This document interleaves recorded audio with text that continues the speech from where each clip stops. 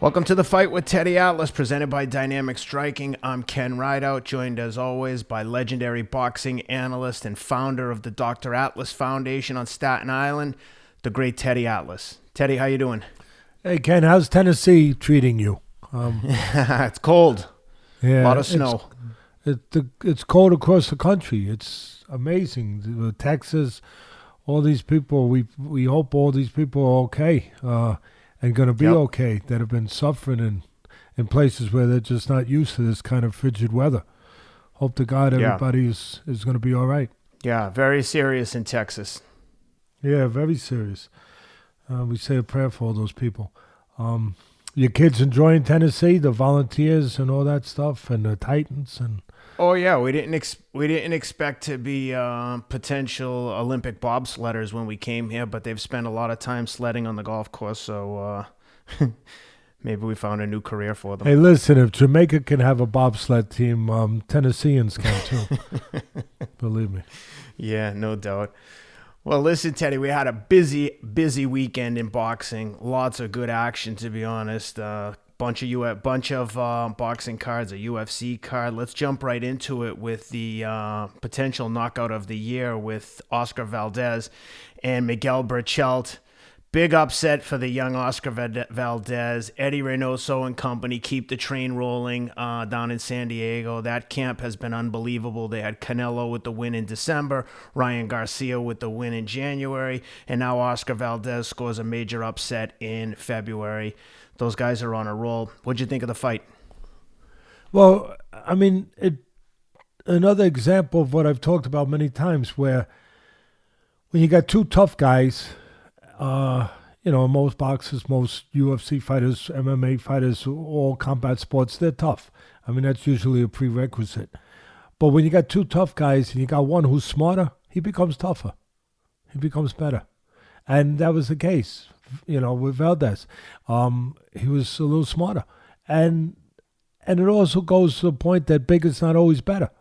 Where he's what about the smaller guy being better, that he's faster, that he's smarter, that he's trickier? What about that? What about the 20s, the 30s, the 40s, the golden eras of boxing? It reminds me of that when you had all those catchweight fights where you had my favorite fighter of all time in the 20s, Sam Langford, the great Sam Langford, 300 fights, over 100 knockouts. He fought from lightweight to heavyweight and beat everybody. Smaller, but smarter, more experienced, was able to adapt to things, find a plan B, find a counter to the size, use other assets that were able to overcome the size of the opponent.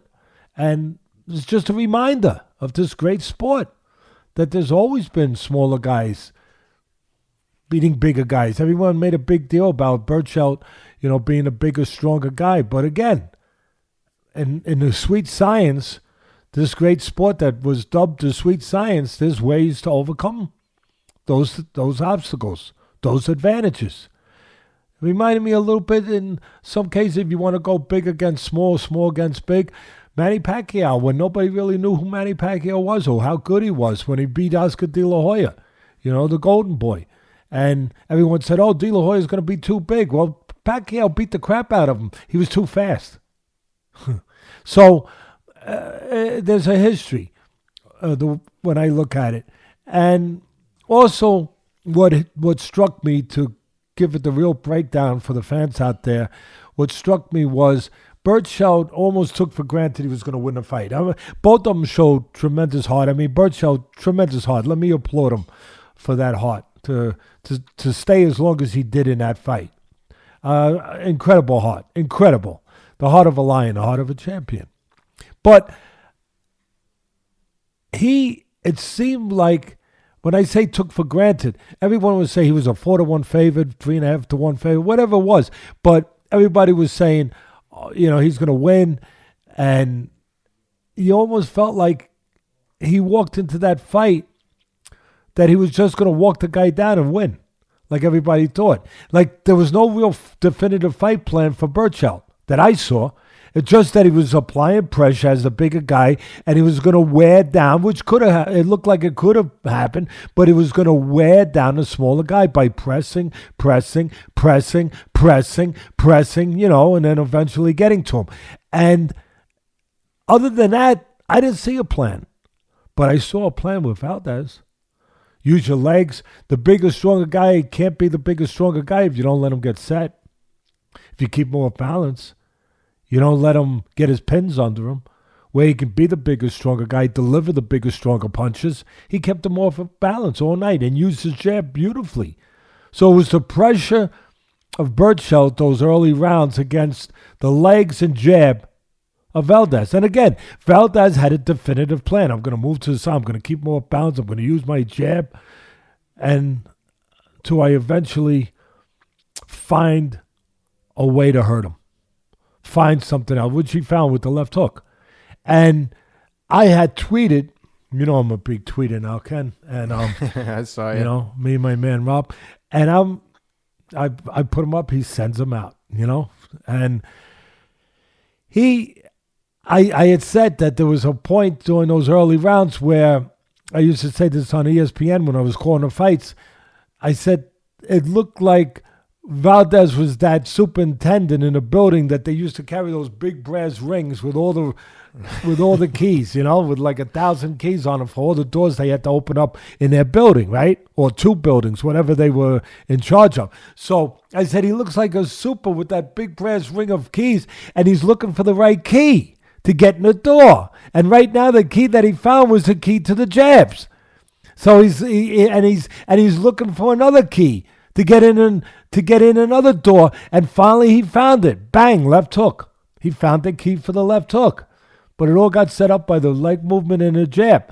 And the other thing that I would have said if I was calling the fights was, you got an advantage if you know how to use it when you're the taller, bigger guy on the outside as the taller guy. But once the shorter guy gets close to you, there's a disadvantage if you're standing straight up. And Berchelt, nobody mentioned it, but Berchelt, he stood straight up. And then once you get into that range as a smaller man, now there is a danger in being taller if you're standing straight up. Because like I used to say, it's like being in front of a skyscraper. There's a lot of windows to break, Ken. There's a lot of windows to break. And he started breaking windows with that left hook.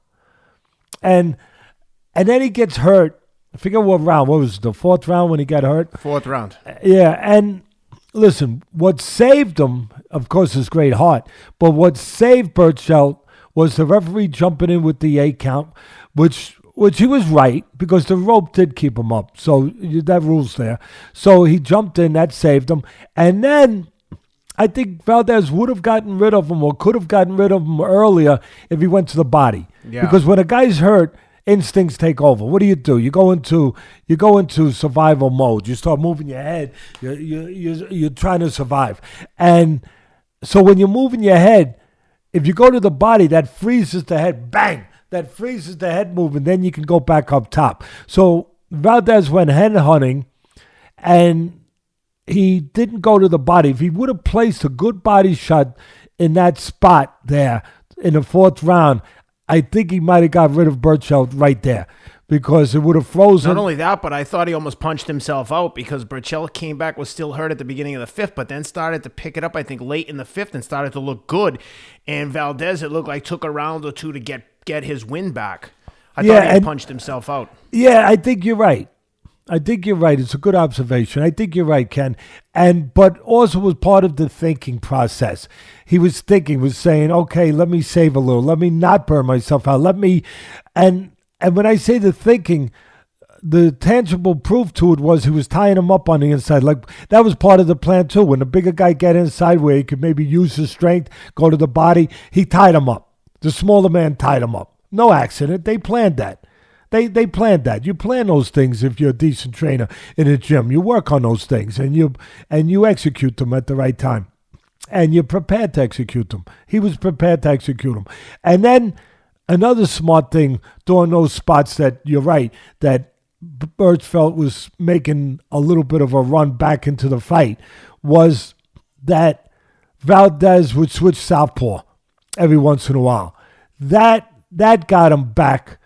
That got him back on track too, where that little switch of southpaw gave just a little pause to the pressure that was coming, a little break to the pressure that was coming and starting to build up again from Berchelt. That southpaw switch broke it up. It was brilliant. I thought those things might have went a little unmissed, but I appreciated them very much, and I thought it was brilliant. It was orchestrated really, really brilliantly, and then of course every once in a while when Berchelt looked like he might be climbing back, then he would hurt him he'd come out early and hurt him with a punch, and get back in control once again. And look, truth be said, the guy was fighting probably on instinct and fumes of instinct, fumes of what's in your head before fight, that you must find a way. You must not be defeated. You must not be conquered. Fighters put that in their head. And it's like he was fighting as a man walking in his sleep, almost like a dead man walking. Because he was gone. All the cognitive abilities of him were damaged. They were compromised severely. If that was any other sport, including football, and someone was staggering around like that, even after the knockdown in the fourth round, they would have said, nope, you're out of here. He sidelined for weeks because he was in such bad shape. He never got his legs back. Every time he got hit with that hook, he was like on spaghetti legs. Ken, speaking to that, if you get right down to the medical stuff of it, we're not doctors, but I've been in the sport my whole life and been around plenty of doctors, and he was concussed. Yeah. If you're going to get right down to it and not avoid these strong words, hey, it's a strong sport. It's a strong life. Strong words go with the strong sport and a strong life. They go along with it. And he was concussed. So here's a guy that, he's in that kind of difficult shape all night after the fourth round, and he's still hanging in there. And he's still trying to find a way. And again, what is that? It's heart, it's guts, it's instinct. It's the desire not to be conquered. That just, I don't want to be conquered. And almost like where it's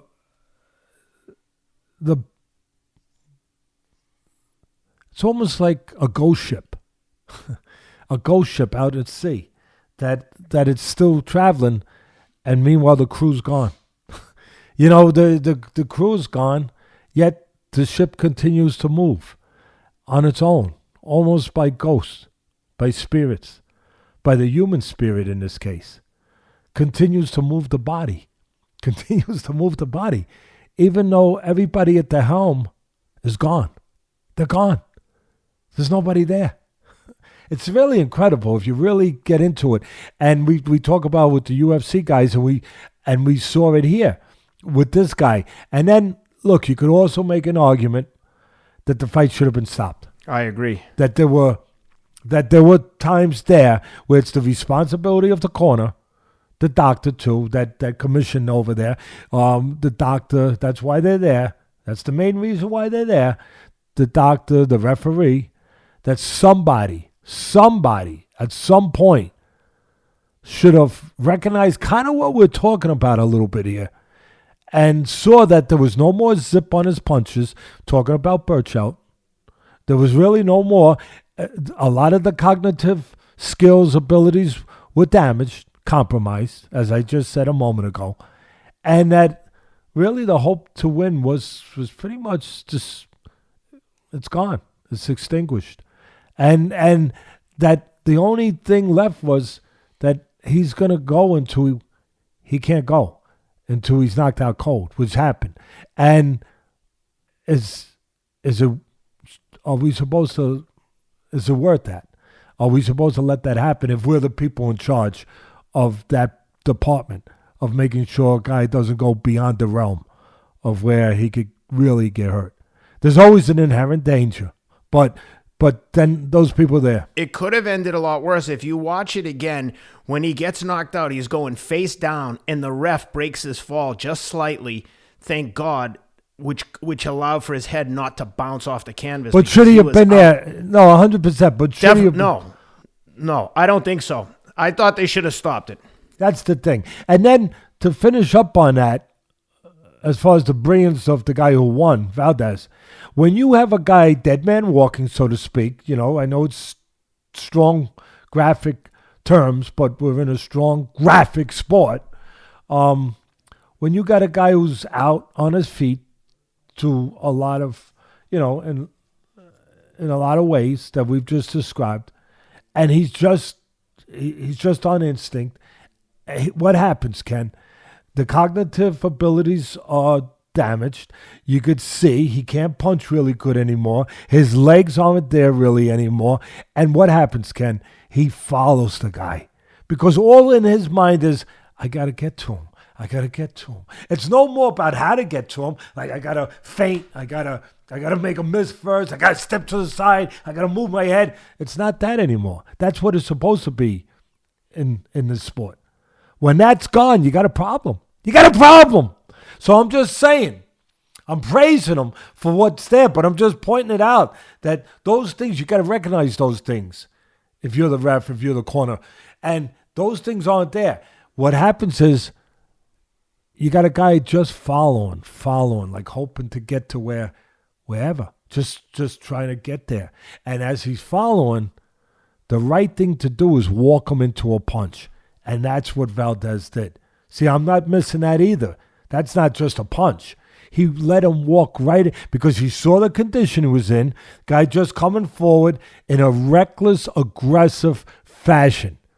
And an uncontrolled, he was no longer in control of the skills that you need to be in control at that level of boxing. No longer in control of those skills. So he's just walking forward. So he let him walk forward, bang! Walked him right into a left hook, and the end of the story. Awesome win for Valdez and Team Reynoso. Great job by Valdez. I'll be curious to see what's next for him. There's some talk about him possibly fighting Shakur Stevenson. Man, I would love to see that fight. On the undercard, Gabe Flores beats Jayson Velez. Good-looking prospect out of Stockton, California. Moves to 20-0. What'd you think of that one? I thought you got a good-looking prospect there in Flores, 20-year-old kid fighting against Velez. He got a nice win. Only the second guy to stop this kid Velez, who also got stopped coincidentally by Valdez. And Valdez took a few rounds longer to do it. So it's a nice win. He's a good-looking fighter. But for me, if I'm going to do a report card on him, he would be helped by adding something to his counterpunching game because he's a pure counterpuncher. And if you love that style, hey, you love him. You love him. I'm not saying that's the most electric style or the most barn-burning style or the one that brings the people, that turns the turnstiles for the fans all the time. But, hey, Mayweather did pretty good with that style. So, but he is that's his temperament, that's his makeup, that's, what he physically does. He looks to counter. There was spots in that fight where he was having a little trouble when he was just looking for the counter, where he didn't have a front end game. For me, the counter punching is the back end, but the front end game is setting up offense on your own. I would just work with the kid, I would think, to add to that for two reasons. One, for just the competitive reasons of being in the ring. Some night you're going to need that. The counter punching might not be enough. Just strictly for the fight, for the win. But also for the part I touched on, for the fan appeal. That, to get more fans to go through that turnstile. Where you work a little bit more on creating the offense sometimes. Now, look, there was spots where he got off first. There was spots where he timed Velez. So that's doing it. But I just like to see it a little better, a little more consistent. That's all. And a little bit more, like I said, of devising ways to create his own offense when it's not necessarily there on the counterpunching front. Other than that, I'm looking at the notes that I made. I like the kid. I mean, he's 20 years old. I mean, and like I said, he can learn to do that. He's just going to add to himself. But he's a good-looking prospect. 20 years old already with 20 professional wins. That was on ESPN, that card. A great job. That was actually one of the better cards I've seen from them since the pandemic started. But over on Showtime, on the Broner undercard, we had Dominic, Breazeale, and Otto Wallin, trained by the great Joey Gamache. Wallin put on a boxing exhibition, like you said in one of your tweets. Wallin is very good at painting by numbers, not necessarily a great Picasso. He's not really improvising or doing anything super creative out there, but he did what he had to do against Dominic Breazeale. Dominic Breazeale was just there to get hit all night, which he did, and Wallin cruises to the victory. What'd you notice there, aside from, sorry to steal your thunder, but I love that tweet about paint by numbers? No, thank you. Listen, at least, again, it's nice to see people that actually give credit to the people that are saying things, that don't just say it as their own thoughts. Unoriginal, original. I might start that shirt. Unoriginal, original. I like the sound of that. Obviously, some people like to do that. But, look, it goes to show you, Ken, in anything, any vocation in life. We're talking about combat right now. But any vocation, if you're just good, solid technically at what you do, that you paint by the colors, so to speak, that you cross your T's, you dot your I's, you're prepared, and you're just fundamentally solid, you're going to do pretty good. And here's a guy in Wallin, he's a southpaw, by the way, too. So here's a guy who's got that going for him. That helps. Not a lot of southpaws out there in heavyweight division. First southpaw heavyweight champ of all time, Michael Moore. I'll give him a little shout out. Always thinking about my man Michael. And if you're just rudimentally solid, you're gonna be good. And in the heavyweight division nowadays, if we're not talking about the days of Ali and Frazier, hey, we got good guys here today. I'm not knocking them, but we're not talking about those guys. We're not going back to Joe Louis and Marciano and and all those guys and Ezra Charles and Jersey Joe Walcott. But if you are solid technically, which Wallin is, you're gonna beat a lot of guys. You're gonna do good. You're gonna do good, and there's almost no one there that you can't be in a fight with. At least be in a fight with in the heavyweight division nowadays. First of all, you got to have the size. That helps. So he's got the size. He's a southpaw on top of it. And he's really solid. He doesn't do one thing great. He's not, oh my God, he's so fast. Oh my God, he's such a big puncher. Oh my God, look at that footwork. The way he changes angles. No. But he does everything well because he's got a good teacher in Joey Gamache, who I trained towards the end of his career a little bit. But he's a decent man, and he's doing a good job with him, and you could see it. It's tangible. You could see the teaching, where he is working off of that slate.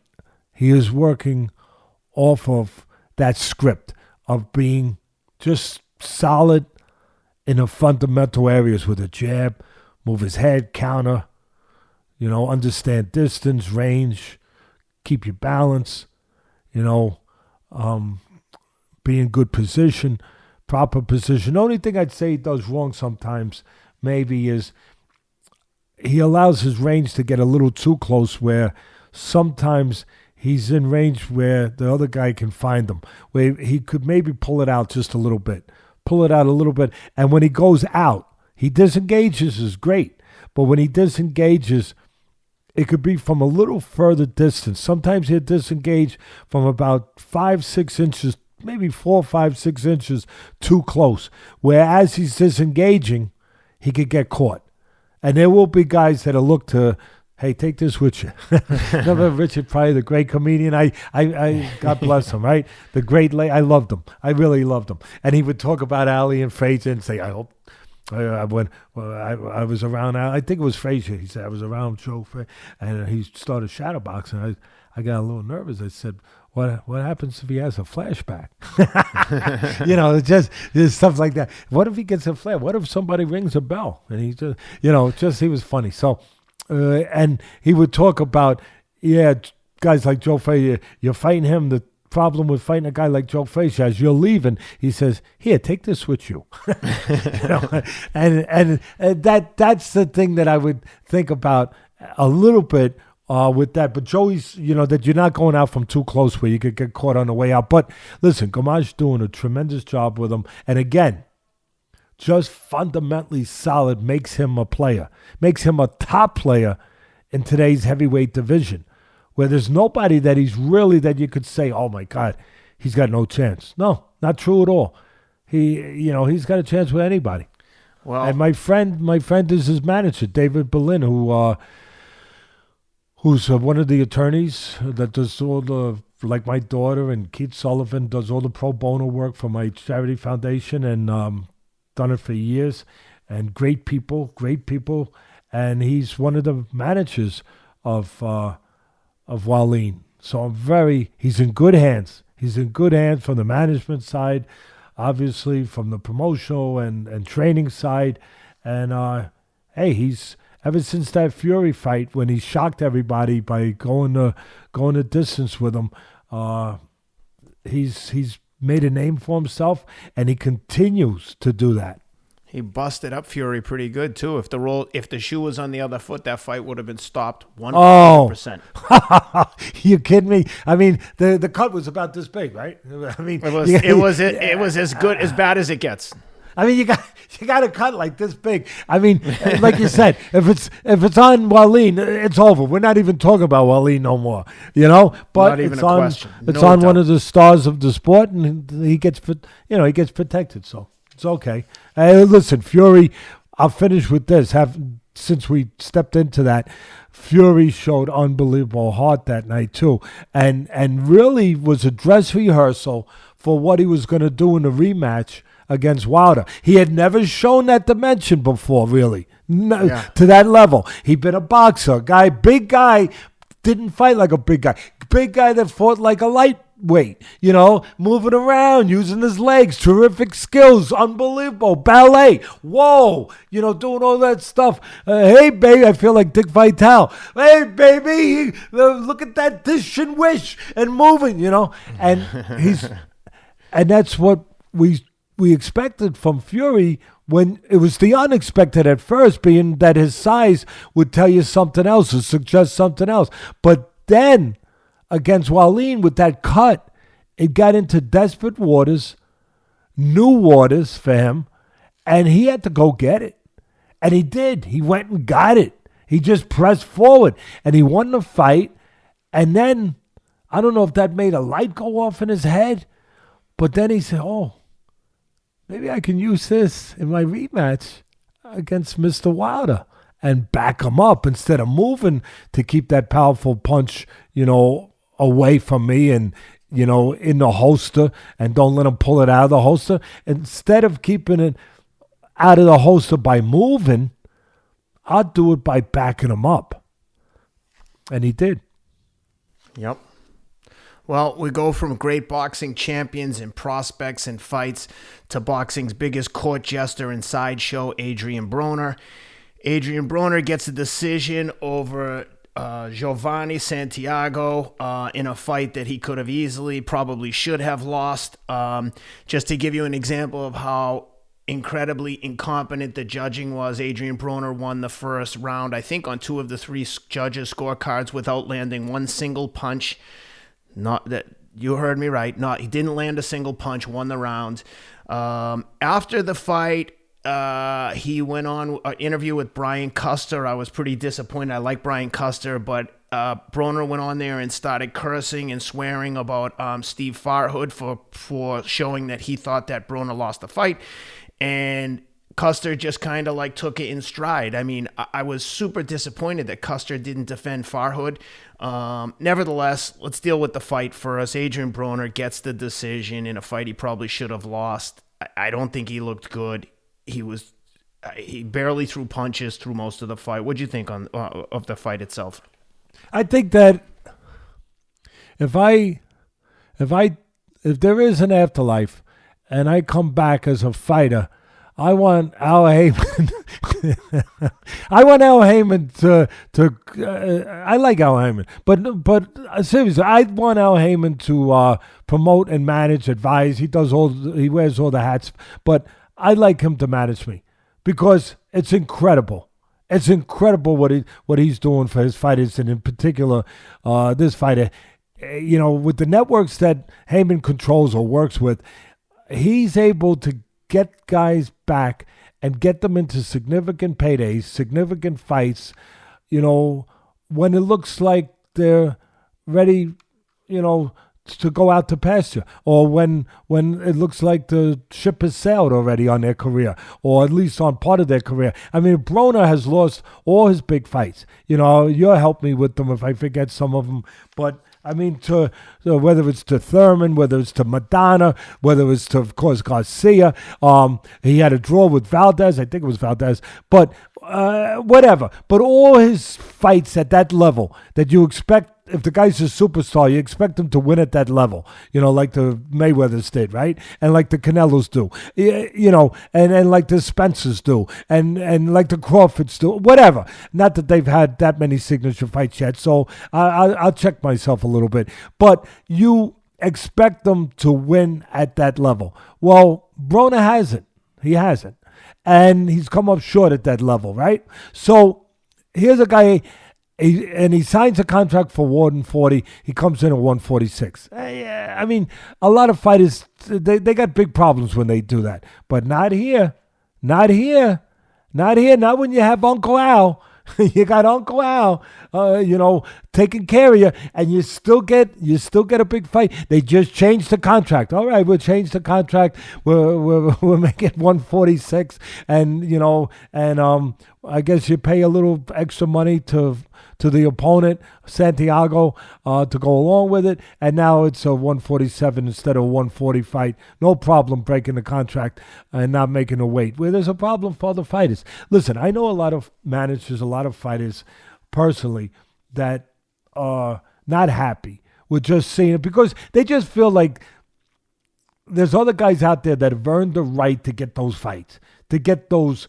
To fill in those dance cards, so to speak, and to get in those slots. There's not a lot of those slots available, and there's less and less now in the world of boxing. So you're given one of those slots to make money, to make a name, to be a name, to have the glory, to be on a network. You're giving one of them to a guy who has lost at that level, who has not made the weight, who has had all kinds of problems outside the ring, and he continues to get second, third, fourth, fifth, sixth chances. And again, a lot of guys that just feel like there's fighters that are better deserving of those chances. And I'll go a step further, that'll make better fights because, listen, we know he's a talented guy, but at what point do you say, let go of that he's got talent? At what point do you say, wait a minute, there's a lot of people that have talent, and they actually realize the talent. I mean, it's a little different having talent and then actually realizing the full talent. It's a little two different things here. A lot of guys have talent, but at some point you say, hey, he didn't use it. He for his own devices, his own blame, whatever, but he didn't show it. He didn't bring it. And you move on. But there's no moving on with Broner. He's like, I think they should give him the name like the Teflon fighter. Like John Gotti had the Teflon Don, where no cases would stick to him, where he would survive all he would still be around, until he wasn't around, of course. That happens in that business. But for a while there, where he was always coming back. He was always finding a way to beat the case. Nothing could be done to him. He was untouchable. Not in a way that, that we think of untouchable in boxing in a defensive way like Mayweather or Pernell Whitaker. Just that you couldn't do anything to get rid of the guy. You couldn't do nothing to get rid of the guy. He's the Teflon fighter. He Uncle Al keeps bringing him back and taking care of him and protecting him. For whatever, but Uncle Al takes care of his fighters. He's got his group of fighters, and they do get taken care of. That's one thing. So, at the end of the day, breaking it down, I think if we're going to be honest about it, I had to say that, to be honest about it. And look, there's sometimes I almost feel sorry for Broner. I know people are going to probably can't believe I say that, but there's nothing to feel sorry because he keeps getting these opportunities. I make that clear. But there's something unhappy in this kid. There's something that's not happy and not being taken care of, whatever you want to call it. And you worry about a kid like that sometimes a little bit. I know that a lot of people say, Teddy, there's other people that are more deserving to be worried about. Just like your fighters have said, there's other people more deserving of those slots. I get it. I do. I get it. I understand. I'm just telling you that sometimes you almost feel like there's a kid that wants to be better, but he loses the battle and with being better. And at the end of the day, what happened in the ring, again, Uncle Al and his networks that obviously he has sway with, Fox and Showtime, they allow him to get put in with very favorable opposition. I got to be honest. I mean, take nothing away from Santiago. A lot of people thought he won the fight. Okay. You could say that he won the fight. You'd say maybe a draw or he won the fight. Whatever you want to say. But Santiago, a game guy, came to win, came to fight, behaves like a fighter, but a slow-footed guy, a guy who's not a puncher, a guy who's predictable, a guy who's one-dimensional. Do I got to say any more? I'm just saying that you could have put him in a lot more difficult spots. Yeah. And to come back after all this, right, that we documented, to give Broner a fight with a favorable, appealing opponent that you can beat, that you're supposed to beat if you want to go that far.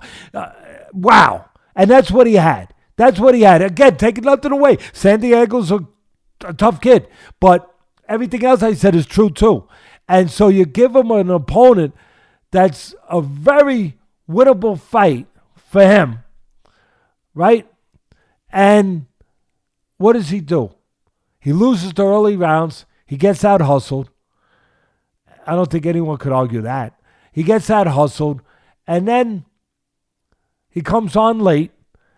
And they wound up giving the fight. But what really happened is not indicative of the scores.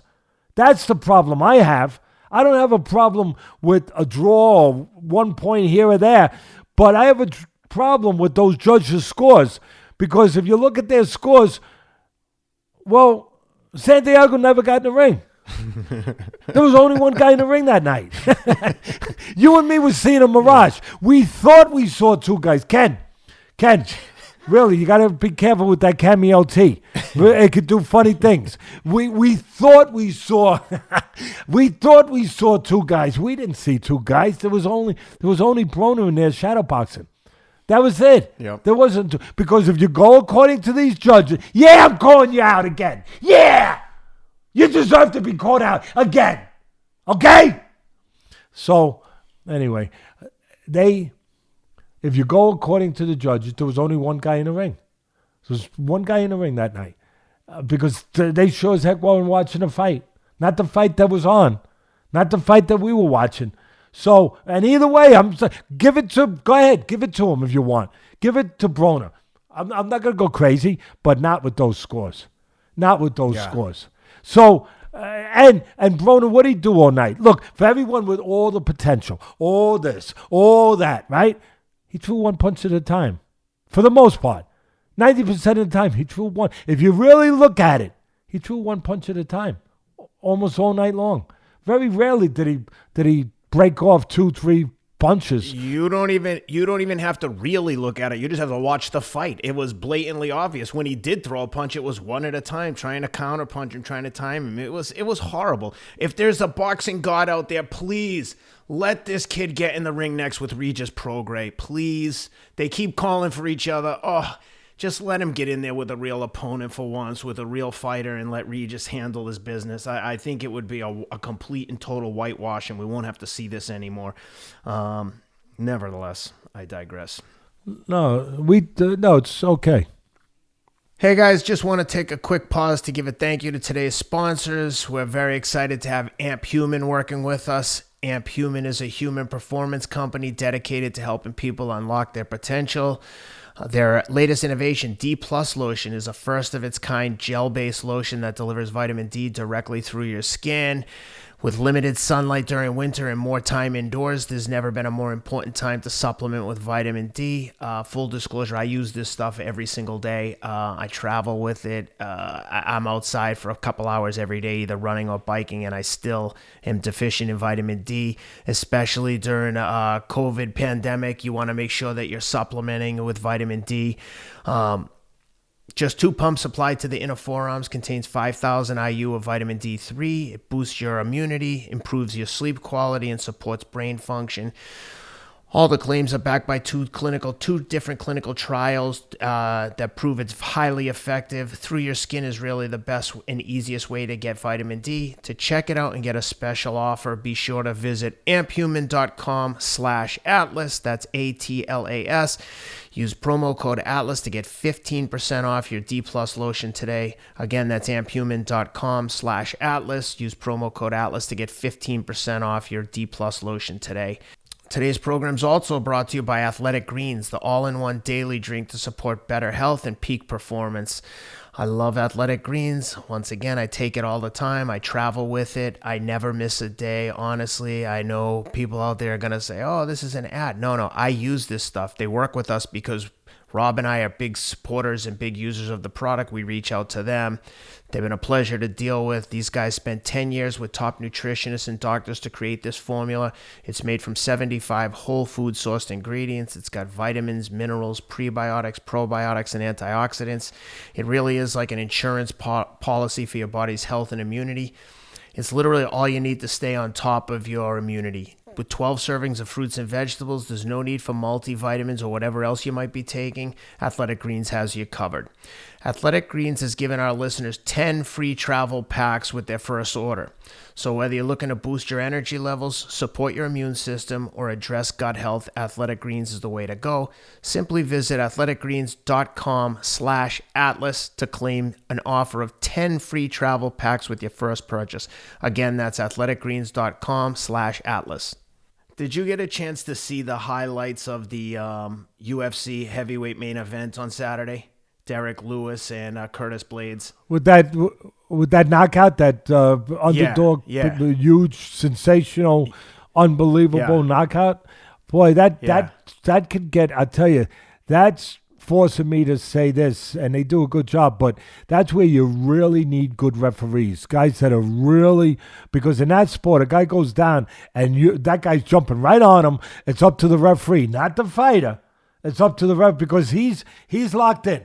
I mean, this is you get you or you get me sport. I mean, they all are. But when that guy goes out, you're locked in. You're not looking to see, is he okay? Is he out? He can't continue. Because these guys are so incredible with their recovery skills and durability and ways of coming back from being, you thought, gone, that they can't take nothing for granted. So they are programmed that when the guy goes down, whoa, right on, bang, bang, bang, and you just, you take nothing for granted.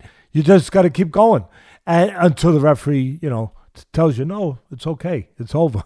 It's the guy's gone, and again, that's really what it is, and it's nothing bad on the fighter of malice. It's just that's the game he's in, that's the business he's in. You can't take none for granted because you let the guy recover. Next thing you know, the guy's up and you're the one who's on the floor. So boy, he was out. He was gone. And that's where you need the referee to be right there. You know, the referee he's so important. I know he's always important, but he's so important to be right there at the right time. And both of those guys just made the heavyweight limit of 265. I think they might have been like 262, 264, something like that. Curtis Blaydes, college national champion wrestler, like won at every level of the sport of wrestling. Everyone knew what was coming. After the fight, he shot in. Derrick Lewis caught him with an uppercut.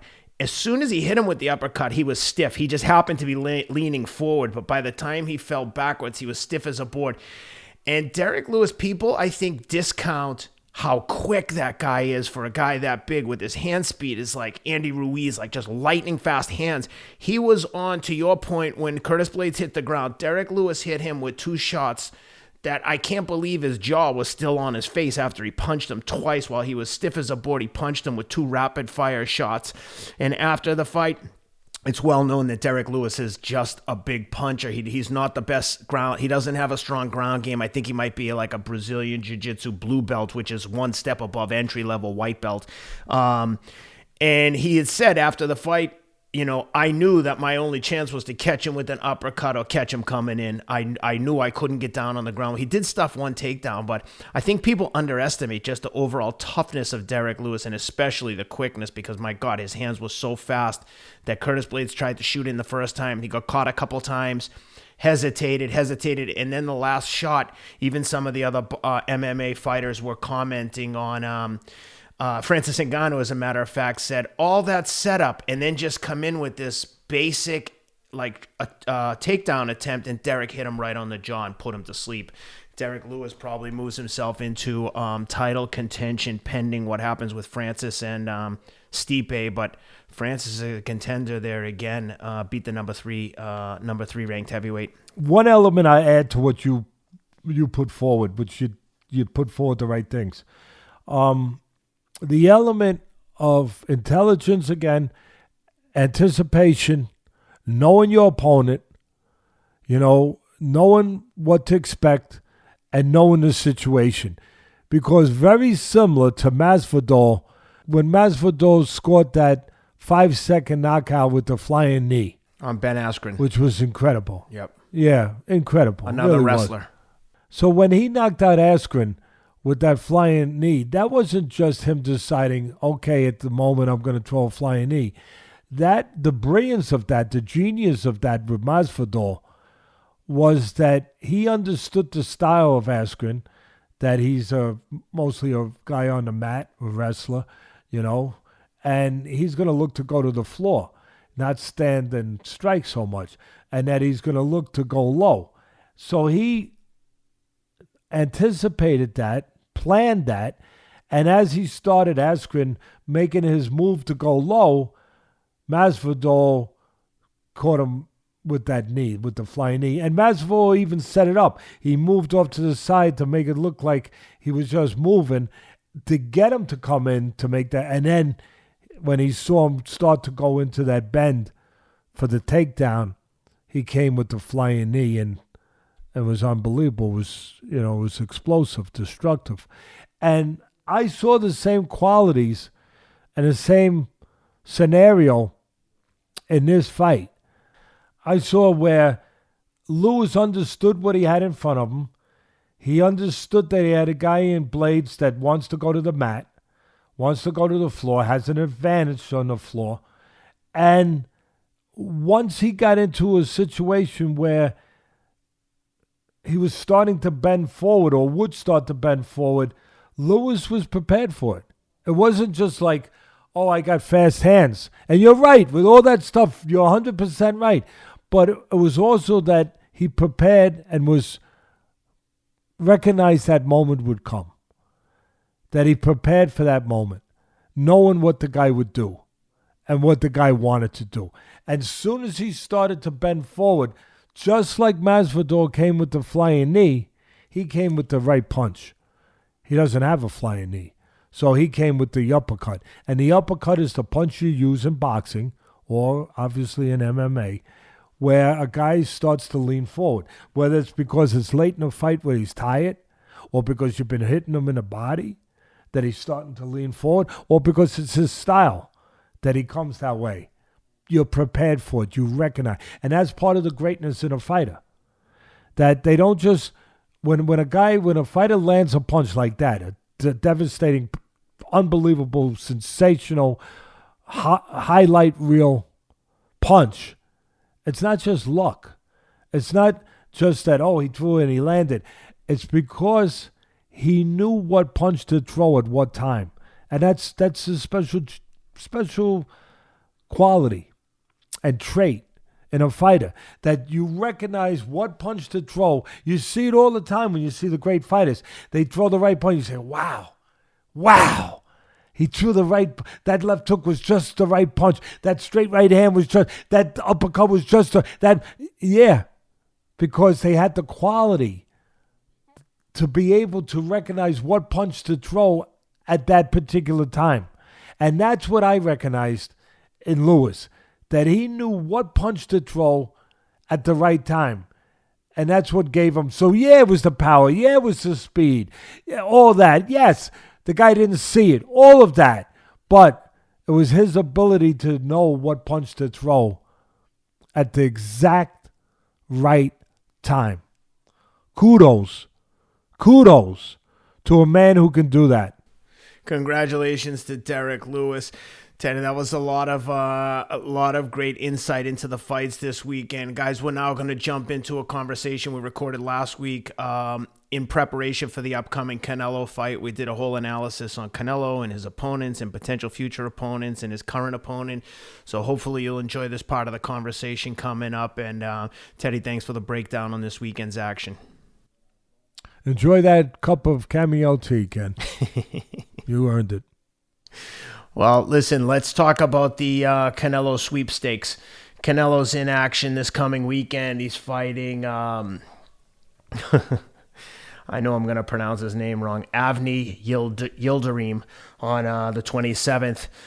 Fight has big implications only in that if Canelo gets through that fight, as most people expect he will, he's probably going to fight Billy Joe Saunders in May on Cinco de Mayo weekend, which will be a good fight at super middle with a lot of implications there. There's no shortage of opponents for Canelo after Saunders, should he get through Yildirim and Saunders, then potential matchup with Caleb Plant to unify all the belts. But I don't see a lot of challenges for Canelo in this upcoming fight with Yildirim, but a Canelo fight is a major happening. He's his own promoter now. A lot of nuances with this fight, just in that it has a lot of implications in the division. What are your thoughts? Well, it's they're giving him a layup. I'm taking nothing away from any fighter that gets in the ring. Yildirim being, a game guy, a gutsy guy. I'm glad to see him make a payday. I'm happy to see all these fighters make a payday, but that's what it's going to turn out to be. I mean, Yildirim is a slow-footed plotter. He's right in front of you. He's as we used to say in the business, he's not hard to find. That's not good to be not hard to find. It's good if you're a friend not to be hard to find, but if you're a fighter, that's it's not always good. So Canelo's going to knock him out, I believe, probably with an uppercut. He gets hit with uppercuts really at an extreme. He's got an extreme desire to eat uppercuts, and I'm joking around halfway, but the guy does get hit with uppercuts. I mean, he eats uppercuts to the point where he gets offended if you miss him. Oh yeah, that's what we used to say. The great Mickey Duff. See, if I'm quoting someone, I actually will reference that person. I will actually give them credit for what they say and not take it as so it's my thought. I do have enough of my own thoughts, I think. But if it's somebody else's, again, I'm going to credit that person. And the great Mickey Duff, and he was great boxing man, great promoter, great manager. He used to say, "Hey, this fella gets insulted if you miss him." and he had another one too. Teddy, he's harder to miss than he is to hit. So, listen, he doesn't move his head a lot. He's a game guy. We're not making fun of him. We're having a little bit of fun to a certain extent that we're saying that this is a mismatch. We're making it it's supposed to be a mismatch at least. It's another one of those mandatories that you just, you scratch your head and you say, how did this guy become the mandatory? But it's the, it's the funny business of boxing. I'll say it again. It's the funny business of boxing where you can, if you have the right connections and everything else and few things we've gone into it before. I'm not going to go over it again. But you can move a guy into a mandatory. And anyway, he's a mandatory.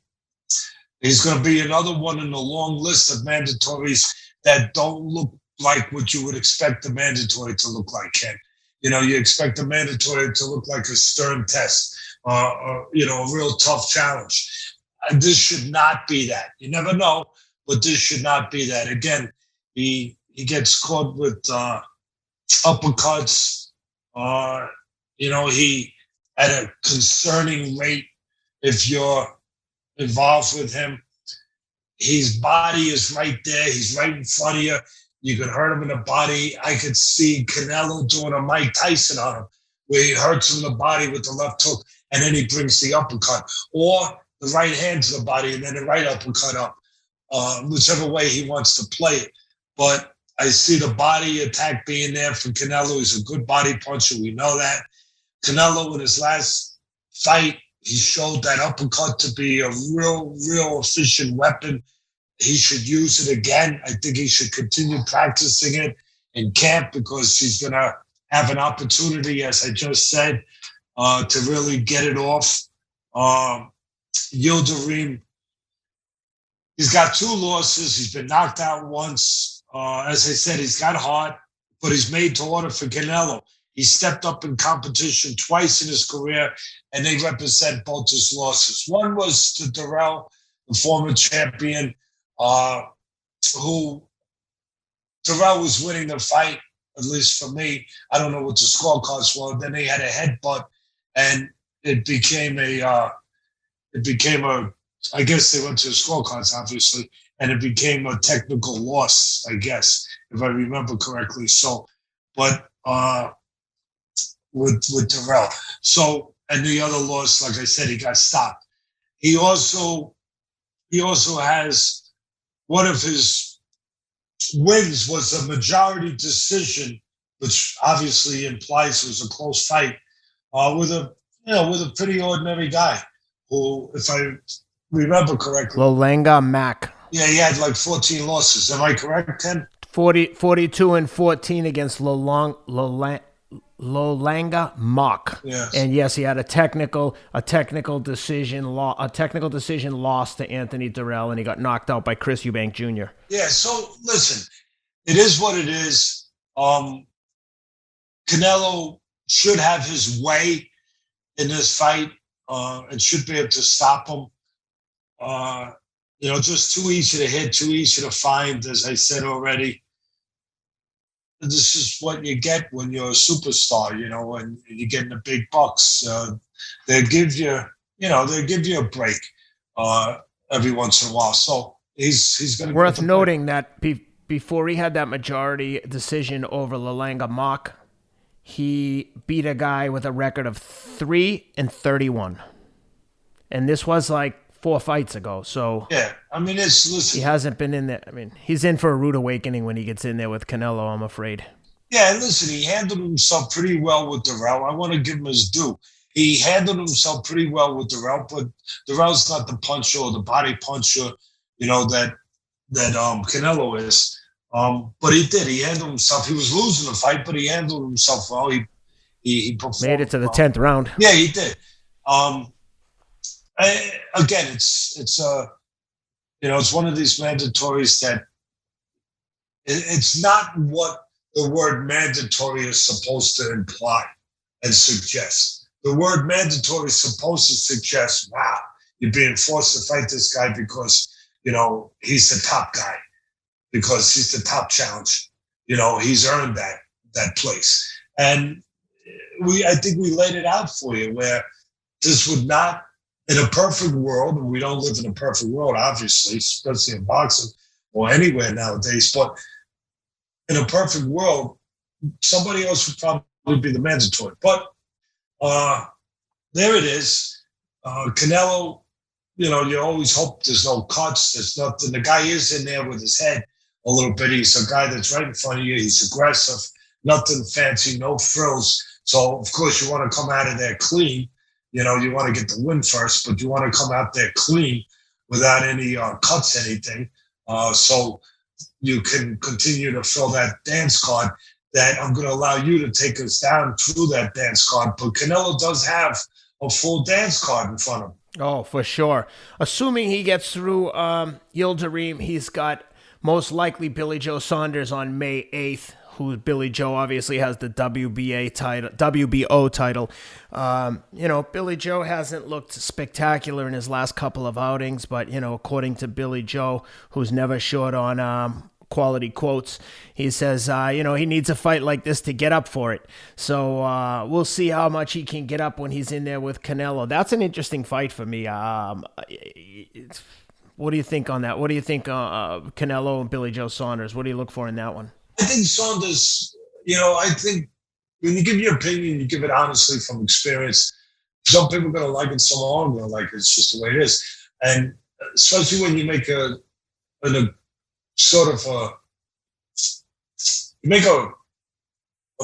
resolution to yourself from the beginning that I've been in this business, that you're not going to be controlled by agendas. You're not going to be controlled by what people like or don't like. You're not going to try to make friends, in other words. And Billy Joe there's not one area you can say he's great. He's not a great puncher. He doesn't have great speed. He's not the slickest guy, but he's technically solid. There's nothing he really does. As much as there's nothing he does great, there's nothing that's glaring that he does bad. And that's to say something. That's a good thing. That's something to be said if a guy can say that. That maybe nothing he does great, but there's nothing he really does glaringly bad. And he's technically solid. He can use his legs a little bit. He's defensively responsible. He can go to the body. He uses the jab to set things up. He paints by the colors. He paints by the colors. He does it in a proper way. I just don't think he's talented enough to beat Canelo. I think Canelo does all of those things, but at a higher level of talent. With whether it's with hand speed, whether it's with power, and obviously the experience that Canelo has. As much as Billy Joe has a title, all questions have not been answered for Billy Joe in his mind and in his heart yet. He could say it, but until he gets in the ring on that stage where Canelo has lived for a long time. This is a kid who turned pro when he was 16, Canelo. Got to give him a lot of credit. He's continued to improve. That's what I love about Canelo. And he's never gotten himself in trouble. You got to give him credit. Whether you like him, you hate him, whatever. Peppermint, Aside from the PED accusations where he was suspended for PEDs. That's true. You're right. That's true. And I forgot about that. And I catch myself on that one. You're right. 100%.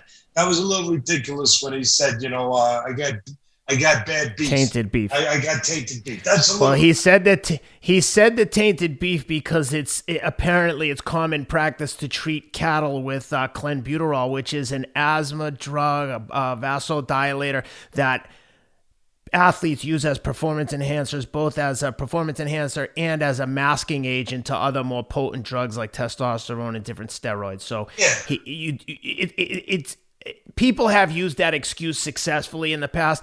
Personally, I'm a huge Canelo fan. I don't buy it. I think he got caught. It is what it is. I don't think he's the only one, but I just... No, he's not the only one. I think it's prevalent in the sport, to be honest. Massive. I think it's massive. We don't have the right testing for it to be quite. You got to ask someone, do you want to be tested? No, I'm not going to. I mean, come You on. can test me a couple weeks before the fight. It's not mandatory, and you're going to say, "Oh, we're handling the problem." No, you're not. No, you're not. So Teddy, it's hard enough. It's hard enough to catch guys that are in the Olympic testing That's a good protocol, point. which is the most stringent, and they're still catching those guys. That I think that the biochemists and the people that are advising some of the top athletes, I don't know necessarily how prevalent they are in combat sports, but just in general, I think those guys are so far ahead of the curve because to develop a test for some of these newer drugs, you have to have someone tell the testers what the guys are taking. Otherwise, they don't have a test for it. So if you develop something that looks like a steroid, but it's a new compound and it has a slightly different molecular structure, how are you going to test for that? Anyway, listen, I'll finish it off again. It's a problem in our sport. It's a problem. And but anyway, to say there was tainted beef, that's a little bit tough. I mean, you're making all that money. Go buy Kobe beef. You know what I mean? Yep. If you're gonna say something silly, I'm gonna say something silly back. I'm sorry. This is the way it works sometimes in life. But look, I like the guy for everything else I said. You're right. You caught me on that one. I forgot about that. But everything else, the way you haven't heard nothing bad about him. Other than that, that's not good. But as far as his treating people, he's always seems to be respectful, and you don't see him in a whole mud hill of problems and controversies other than what we just touched on. Embarrassing himself. Seems to be a good family guy. He's not out there getting in trouble for domestic violence and making crazy comments about different sexes and races, and he's just like handles himself like a professional outside of the ring. Like I said, listen, I appreciate that, and like I said, he's been doing this since he's 16. He's made a lot of money. When he signed that deal with DAZN initially, I think it was $365 million. At that point, I think it was bigger than Mike Trout's contract, the baseball player who signed a huge contract. I think it was the biggest contract in sports at that time. I mean, and to not really be involved in anything like we said, and hearing all kinds of bad things, not hearing all kinds of bad things about him, with all that money starting when he was 16, building his way up, you got to give him credit. The same way as I give LeBron James credit. There's a kid who came into the NBA when he was 18 years old, out of high school, and he's made all these zillions of dollars and all the fame and everything that's been on top of him, and he's never embarrassed himself or his family. So I like to point that out. The steroid thing is definitely an issue. That the sport has to do a better job with that. But I like the way he's continued to get better technically. His trainer has done a really good job with him. See, that was one of the things. I know I'm going to get some haters out there when I say this, but that's okay. What's a day without a hater? You know what I mean? It's like a boring day, right? You could announce that you found a cure for cancer, and someone would still find something to crap on you about it. Yeah, I mean, what's a day without a hater? I mean, really, it's you got to have it sometimes. It keeps the blood flowing. But Triple G, and I loved him, but when he was at the top of the mountain, he was beating a lot of junior middleweights, a lot of guys from Europe, a lot of guys that were already past their peak, guys that had already lost at the top, had already been beaten at the next level. He went and knocked them out. Like I said, a lot of small guys. Then he fights Danny Jacobs and a few other middleweights. I'm not saying he got exposed, but he got brought down to earth a little bit. What I'm saying about Canelo is about Triple G. He was a silver medalist, had 400 amateur fights, or whatever the heck it was, knew how to fight, real good chin, good puncher, aggressive, fan-friendly. He had a great contract with those guys at HBO, throwing money at him. Maybe that's why they don't do boxing anymore over there. They threw too much money around. But whatever. And he goes, he builds up this great career, this great legacy, and then he fights Canelo. And look, I'll say it again. I thought that he beat Canelo in both those fights, but he was always the same guy. He was always a good puncher, aggressive, a strong guy. But I never saw with him and his trainer at the time, he's with a new trainer now, but I never saw him learning anything new. I never saw any change. With Canelo, I did. That's all I'm saying. I saw Canelo get better. I saw progress. I saw learning, improving. And I give him credit. I give the people with him credit. I give him credit for that. He's on top of the heat now. I think he handled Billy Joe, as I said. Billy Joe is a nice, solid guy in his realm, but he's going to go outside his realm.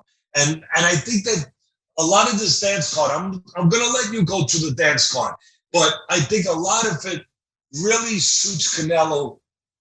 It plays to Canelo really well. It really does. Where he can look like Fred Astaire. By the way, he was a great dancer. Well, assuming that he gets past Billy Joe, it's next up in rotation is Caleb Plant. I like Caleb Plant a lot. Nashville native. I think he lives in Vegas now, but I like that one. What do you think of that matchup for Canelo? Very similar to what I just said about Billy Joe. There's not one area where Plant, he wasn't one of these Olympian-type fighters coming out of the amateurs. He's a nice, solid kid. He didn't have all that magnificent amateur experience and all those medals and, all those accomplishments coming out. Not that you need them, but I'm just saying he's not a guy that one area he's great. He's technically pretty solid. There are a few warts that show up in his technical game that he needs to probably maybe get more discipline with his hand placement, more consistent with that in certain areas. He could be available for a right hand if the guy knows what he's doing and delivering right hands. Maybe there are certain things that maybe he can sharpen up, cross those T's a little bit better, dot some of those I's a little. But he's a pretty good technical fighter. There's nothing that you can say he does horrible, but there's nothing you can say. Same thing with Billy Joe. Billy Joe's maybe a little more physical, but there's nothing that you can say that he does, great or at the level that Canelo does. And again, he's got a title. Good for him. Good for the sport. Good, as long as these guys conduct themselves right, and hopefully they fight competitive fights. All of it's good, but he's not a guy that I think is a threat to Canelo. Yeah. There are guys that I think are threats. I think Benavidez could be a threat. And listen, I'll say it the same. I think he's picking the right guys. Usually these guys like Mayweather too, and I love Mayweather. And hey, 50-0. And then made all this money and everything else. I know one of the fights was against a UFC fighter, whatever. But this is a guy Mayweather's great and a great defensive fighter. He beat all the guys during his time that he had to beat, including Canelo. But he's also smart, not only in the ring. He's got a good IQ outside the ring. He's a good manager. He picks his spots really smart. I think Canelo is doing that. I think it's not a knock. It's not a knock. It's just that here on our show, we try to give you the whole picture.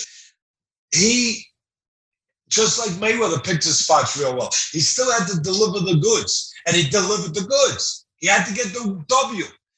Canelo gets the W, but he picks his spots pretty damn good. He's pretty smart at that. And I think that he's saying, I'm not saying he's afraid of Benavidez. I'm not saying that at all. We could create plenty of controversy in our show without even trying sometimes, but I'm not trying to do that. I'm just saying that he's picking guys that I think he has a pretty good advantage over and makes sense for him to pick. And they have titles and he can sell it and they can sell it. But I think Benavidez out of the super middleweights, we're sticking to that right now because he jumps all over the place. He's middleweight, he's super middleweight, he's light heavyweight. So you could go into a lot of different areas with Canelo. But with the super middle, I think Benavidez, for me, I'd rather see that only. And I'm glad these guys are making money. And fight Billy Joe, fight Plant. Good. I'll watch them. But I think there's a little more risk in Benavidez because of the power, the size, the physicality. And I'm not afraid to say that Billy Joe, and to a certain degree, Plant, I think Billy Joe might be a little ahead of Plant, but to a certain degree, that they're better technical fighters. I'm not afraid to say that. Oh, Teddy, you're saying that Benavidez would be more of a risk, yet you're saying that the two guys that wouldn't be as much a risk are actually better in certain areas. Yeah, I'm saying that. But in the area that counts in this fight the most, the physical area, or one of the areas that counts the most, the ability to hurt Canelo, to pull off that upset, I think Benavidez has a better chance because he is more physical. He is bigger. He is stronger. He is a better puncher. So for me, I'd rather see that because of what I just said, because there's a little more mystery there. There's a little bit more of a chance that you could get something unexpected there. And that would intrigue me a little bit. And I throw it out there, as long as we're talking dance cards, if he went down to middleweight, I'd like to see him fight Charlo. I think Charlo. Oh, now that's an interesting fight. But listen, I have to qualify this. I'm not saying he's afraid. He hasn't been afraid of nobody, but he's smart. And I don't think he's going to go there. And listen, Charlo would have to do something to make himself that guy to bring in them a little bit that he's for the money, because that's part of it too. Of course. You got to sell yourself. That's part of it too. And when they had that card, what was it on Showtime? The numbers weren't too good. Matter of fact, they were pretty. The Charlo pay-per-view at like $75. It was very bad. They lost a lot of money. And that's another guy. Hey, listen, the executives keep their jobs. I don't know how they do, but they do. They keep their jobs. I don't know. But hey,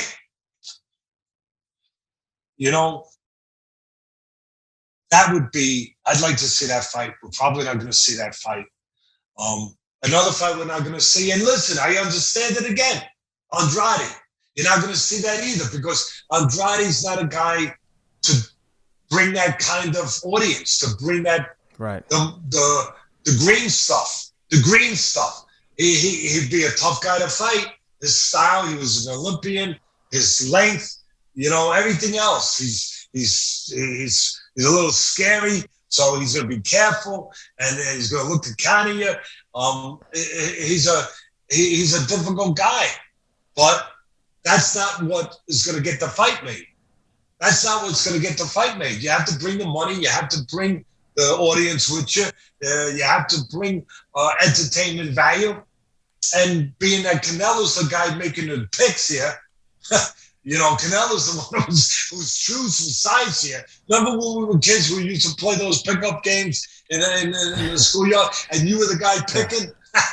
You right? I pick him. That was nice, right? I pick him. It was nice as long as you weren't the last guy picked. Yeah, you sons of it! I'm gonna show you guys.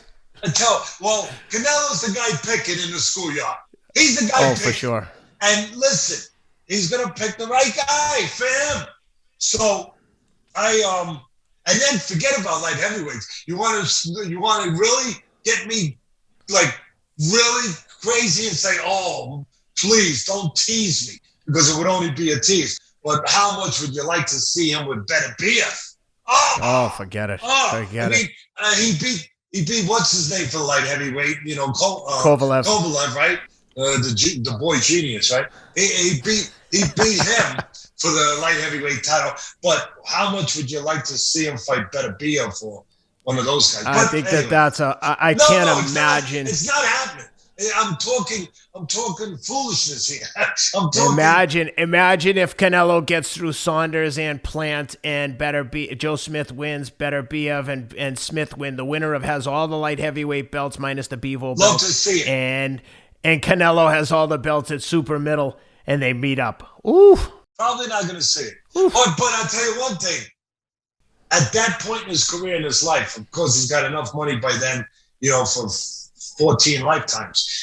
At that point, if it truly, truly, truly is about what's inside you, that you want to test yourself against the best of the best, if it truly is, and I'm not saying it's not, I think he's got some of that. I think he's got some of that in him, Canelo. I really do. Too. And it's about, I do too. And it's really about that and about legacy. Ah, boy. Then you go and you say, get him signed up. Let's put an end to this. And he's his own promoter now. Canelo Promotions is licensed, I believe, in Vegas. I know they've applied for a license, so that could be very interesting. Yeah.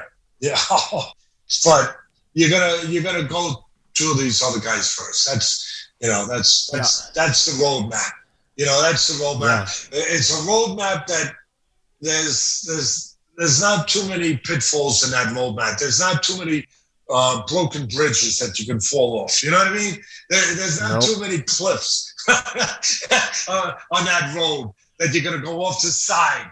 There's not too many giant potholes in that road. That's all. It's interesting that the boxing is kind of mirroring mainstream life right now when you've got the haves and the have-nots. Canelo has everything. Every fight he fights is for tens of millions. And then you got some of these other guys that would be psyched to get $1 million and they're title holders. It's it's an interesting dilemma for the guys challenging. I've said that for years about boxing. I said to a reporter years ago, when I said it, he was like, what? I said, yeah, I said it. I said that boxing is like communism. He was like, what? I said, yeah, you heard me. You got, it's supposed to be in theory, everyone's supposed to have something. No. In reality, you got the guys up here, the rich, and then you got the guys, unfortunately, down here. Nothing in the middle. No equity. No proper equity. No balance. You got the rich and you got the people that are down, that don't have anything. And there's a big gap. Well, boxing has been that way. You got the rich, you look at the Mayweathers and you say, oh my God, he made $300 million in one night. Oh my God. Oh, what a sport. Oh, everyone's rich. No, not everyone's rich. No. And he earned everything. Smart guy. But I'm just saying, you got the guys that are rich, and then you got the guys out there that are fighting for $2,000, in some hole somewhere, and they're going home busted up. It's a tough sport. Probably getting robbed out of a decision. And you got guys fighting for $5,000, going 10 rounds. They're going to be on the losing side of it, and then 10,000, 20. You can go up the ladder, but it's a long way from the millions. A long, long way. And that's it. That's part of it. Well, Canelo, like I said, we've said this a bunch of times on the show, but he's the golden goose. He's the one everyone wants to fight. Win or lose, you're going to get paid to fight Canelo, and he's always getting paid. That guy draws a crowd, and rightfully so. He delivers every time out. I mean, even in the loss to Mayweather, it was a great fight. He shows up to fight, and he brings it. Yeah, well, I would argue it wasn't a great fight. It was a whitewash. It was a one-sided fight. I thought Mayweather, other than you and that one judge that they should have thrown in jail, nobody thought it was a great fight. But so I should clarify. I think he was like 14 years old when he took the fight, and Mayweather was at his prime. But my point is, he just gets in there with everyone, and he puts forth a game effort. He's I love him. I mean, his fights never really disappoint. He comes to fight. And if it is one-sided, he tends to get him out of there. I mean, we talked about with Triple G in his last fight that you thought he might have been carrying the opponent for a little while. You never see Canelo. I don't recall seeing Canelo carry anyone. He gets in there and he starts firing. Yeah, no, listen, like I said, I give his trainer, Eddie Reynoso, I give him a lot of credit. They've done a real good job. To a certain degree, you're a parent when you're a trainer. You have to teach them the right things. And you also have to teach them how to live the right way too. You help them learn that, how to treat people right, how to, be gracious and grateful for things and to become a man. You help them with that, as well as all the technical things that you're responsible for to teach them so they don't get hurt in the ring and that they apply their trade at the highest level. So he's done that. He's done that in all dimensions of what a trainer is responsible for doing, in all dimensions of it. So they've got quite the stable there now with friend of the show Ryan Garcia. He's developing nicely, but they've got a big test with Andy Ruiz. Can they get Andy Ruiz on a disciplined training regimen, get the weight down, and get him back in the hunt for the heavyweight title shot? Be interesting to see how that plays out. Yeah, I mean, I didn't like the opponent that they were talking about fighting. I was just concerned since you brought it up. They were talking about fighting Chris Arreola, who I love. He's been nothing but a warrior his whole damn career, and he doesn't know anything except to behave like a fighter and to go in there and go after you. But he gets hit too much, and he's been hit too much for too long.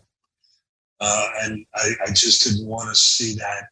They were talking about his first fight back being Arreola, and I just didn't want to see that because I don't want Arreola.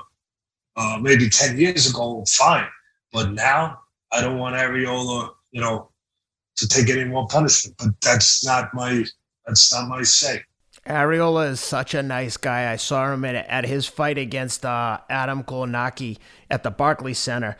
So I was there super early for like the first 2 or 3 fights. There might have been 6 people in the arena, and you helped him in that fight. You were like a cornerman. I remember that. Yeah, of course. Yeah, of course. Tell the fans about that. No, really, because it's pretty good. The Arreola one, or the Andy Ruiz when I helped him win the title against Anthony Joshua, when I helped him loosen up. Yeah, tell him that. Oh yeah, Ruiz was in there, kind of like a deer in headlights. They kept him waiting in the ring like the champ tends to do. They have Andy in there super early, and Andy was standing there, and Rob was with me. He can confirm. And AJ is taking his time getting to the ring, and Chris is just Andy Ruiz is just kind of standing there, cold, not really throwing punches, and it was quiet for a second. And I said, "Hey, Andy." And he looked right at me and Rob, and I said, "Keep moving, stay loose." And he kind of gave me a wink, started shadow boxing. Rob will tell you. Rosie Perez was standing there, and sure enough, he started getting loose. Next thing you know, he's the unified heavyweight world champion. Did you get any credit from afterwards? Did he they put up a little plaque at the Hall of Fame, just saying, assistant trainer of the year. You deserve that. Accolades. Well earned. But Arreola, when he's getting ready for the Kownacki fight, he his wife and kids was sitting right next to me ringside, and like I said, super early. He hadn't started getting in the locker room and loosening up. He came out, said hello to his wife and his kids, and he saw me and recognized me from the show. He said, "Hey, what's up, man? Loved the show." Guy couldn't have been a nicer guy. He's a great guy. Just like out there with the people. He's fighting in a couple hours, and the fans are coming, taking pictures with people. Just couldn't be nicer. Just a genuine good guy. You know what I mean? He's a great. So yeah, to your point, you'd hate to see him in there with someone who's a young, hungry lion. His best days are definitely behind him, but such a nice guy. You just love to see him get in there and get an upset. But hey, great guy. Well, I think that's all we've got for this week, Teddy. I mean, unless you've got anything else regarding the Canelo sweepstakes, I think that's all we have. Light schedule this week. Nothing big on the calendar until we get on February 27th. There's a couple fights coming up that we'll want to keep an eye on. There's some good UFC action coming up. They announced the card Israel Adesanya fighting Jan Blachowicz for the light heavyweight title. There's Amanda Nunes title fight. There's some awesome events coming up. On the boxing calendar, we've got on February 27th, we've got 2 fights. We've got Carl Frampton and Jamel Herring. Will be interesting to see how Jamel rebounds after the last fight, because, a little bit of controversy there. You could say he might have, I hate to say quit, but he might have been looking for a way out of that fight when he found out he could, score a disqualification of the opponent. I forget who he was fighting. But anyway, Jamel Herring back in action against Carl Frampton in London on the 27th. And again, that's Canelo and Yildirim also same night. Interestingly, that Canelo fight's going to be back on the zone, even though he's no longer contractually obligated to fight with them. I'd be surprised if they don't promote and air his fights, given the relationship they have. So yeah, a couple things on the horizon. I look forward to seeing all those fights, and I look forward to seeing Adesanya. Am I pronouncing his name properly? Yeah. Israel Adesanya is fighting Jan Blachowicz for light heavyweight title. I just think that every once in a while you get to see a special guy, and I just think he's special. For a lot of reasons. His physical talent, his God-given talent, there's certain things that you can't control. You can control certain things, but you can't control, your genetics. That is born, and he was born with special genetics, where he's a special athlete, and mentally he puts that part with it. And when you put that part with a very, very exceptional, special athlete, you got something that you don't see too often. And you got a guy who walks to the beat of his own drummer, so to speak, where he makes it up as he does it, like Cuss used to do, and talk to me about saying the great ones can make it up as they do it. And they change things. They pioneer things. And I think he's one the same way as I thought Silva, the great UFC fighter, and John Jones, all those guys are real special. But this guy, Adesanya, I think that you're going to get a chance to see some real magnificent stuff. Yep, he's fighting. So he's the current middleweight champ, 20-0. He's fighting Jan Blachowicz. He moved up to Jan Blachowicz. Yep, he's fighting Jan Blachowicz, who's now the light heavyweight title. So if Izzy wins this fight, he'll be the reigning 2-division champion in the UFC, which has been done, but it's very rare. The other fights on that card that I wanted to touch on were Amanda Nunes fighting Megan Anderson. Again, that's also a title fight, women's featherweight. And then you've got Petra Yan fighting Aljamain Sterling for the bantamweight title. Another great fight. Man, 3 awesome title fights in one card. Like I said, the card that we saw last week, I thought on paper wasn't necessarily a great pay-per-view, but it ended up being good action. This one on paper is a barn burner. This is worth the price of admission, I'll tell you. Any one of those fights could have Nunes a card. Might be the greatest woman fighter of all time. For sure. She's two-division champion. She's 2-division champion, active in both divisions. Yeah, she's unbelievable. She's special, as I just said about Adesanya.